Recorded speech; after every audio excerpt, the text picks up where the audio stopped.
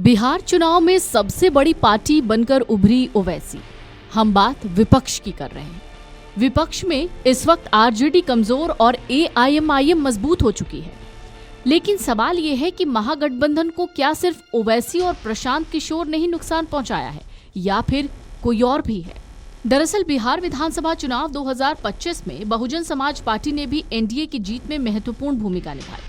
मायावती के नेतृत्व वाली पार्टी बसपा ने कुल 181 सीटों पर उम्मीदवार उतारे, लेकिन एक सीट रामगढ़ पर जीत हासिल की, जबकि पार्टी ने वोट कटवा की भूमिका बखूबी निभाई। महागठबंधन के लिए तो बसपा स्पॉइलर साबित हो गई। लेकिन आखिरकार क्यों? असदुद्दीन ओवैसी का जिक्र इस वक्त बिहार की राजनीति में बहुत हो रहा है। एनडीए की लहर के बीच भी ओवैसी बिहार में एआईएमआईएम की 5 सीटें बचा ले गए। दरअसल पिछले विधानसभा चुनाव में मिली बढ़त को मजबूत करते हुए ओवैसी की पार्टी ऑल इंडिया मजलिस इत्तेहादुल मुसलमीन ने बिहार की जिन 25 सीटों पर इस बार चुनाव लड़ा, उनमें से 5 अपने नाम कर ली। इनमें जोकीहाट, बहादुरगंज, कोचाधामन, अमौर और 22 सीटें हैं। ये सभी 5 सीटें मुस्लिम बहुल सीमांचल इलाके में आती हैं। एआईएमआईएम की ये जीत इसलिए अहम हो जाती है क्योंकि बिहार में एनडीए की लहर के बीच आरजेडी जैसी बड़ी पार्टी की सीटें 25 तक सिमट गईं।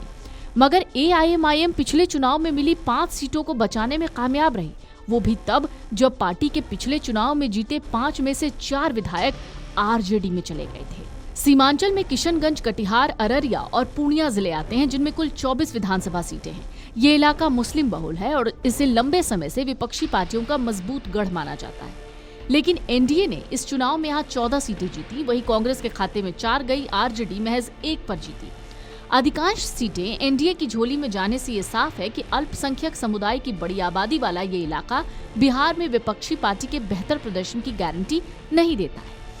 बिहार की आबादी में मुसलमानों की संख्या करीब 17% है और कुल मुस्लिम आबादी का एक बड़ा हिस्सा सीमांचल में बसता है। यहाँ मुस्लिम और यादव को आरजेडी का कोर वोटर माना जाता है। सीमांचल इलाके की सीमा पश्चिम बंगाल के रास्ते नेपाल, बांग्लादेश से लगती है और ये इलाका राज्य की राजनीति में अक्सर ध्यान खींचता है। साल 2020 में जब चुनाव हुए तब बीजेपी ने यहाँ 8 सीटें जीती, उसकी सहयोगी जेडीयू ने 4। उस समय कांग्रेस के खाते में इस इलाके में 5 सीटें थी। सीपीआईएमएल और आरजेडी 1-1 पर जीते थे। उस वक्त एआईएमआईएम ने यहाँ 5 सीटें जीतकर सबको हैरान कर दिया।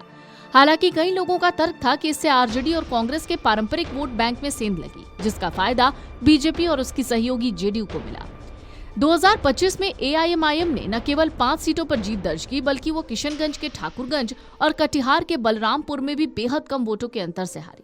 प्राणपुर, अररिया, कस्बा और केवटी जैसे कम से कम 4 सीटों पर एआईएमआईएम तीसरे नंबर पर रही, लेकिन यहाँ उसके उम्मीदवारों को मिले वोट हार जीत के मार्जिन से ज्यादा हैं।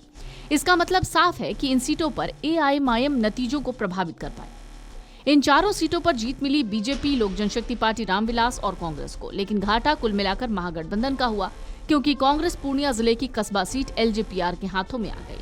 चुनाव में एआईएमआईएम के प्रदर्शन का क्रेडिट पार्टी प्रवक्ता मोहम्मद आदिल हसन अख्तरुल ईमान को देते हैं। वो कहते हैं एआईएमआईएम ने अल्पसंख्यक और दलितों से जुड़े हर मुद्दे को उठाया, इसलिए दोबारा लोगों ने एआईएमआईएम पर भरोसा जताया।